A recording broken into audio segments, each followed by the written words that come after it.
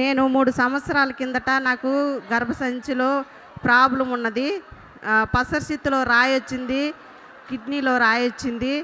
రాయొచ్చినప్పుడు నాకు తెలిసినోళ్ళు ఇసాకయ్య పాస్టర్ ఒంగోలుకొస్తాడు. ఆడికి పోతే బాగవుతావు అని చెప్పిండ్రు. బయట 2 గడ్డలొచ్చినియి. నీటి బుడకల్లాగొచ్చి అయి పెద్దయ్యి, పెద్ద గడ్డల్లాగా తయారైనియి.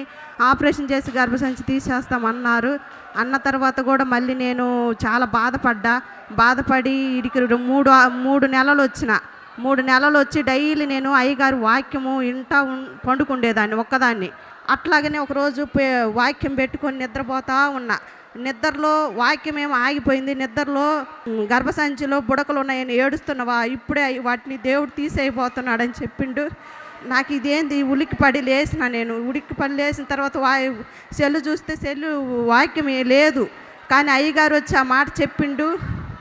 మరుసటి నెలలోనే నాకు ఆ నొప్పి లేదు, గర్భసంచిలో గడ్డలు లేవు. ఇంత గొప్ప కార్యం చేసిన దేవుడికి ఆయనకు నా కృతజ్ఞతాస్తుతులు చెల్లించుకుంటూ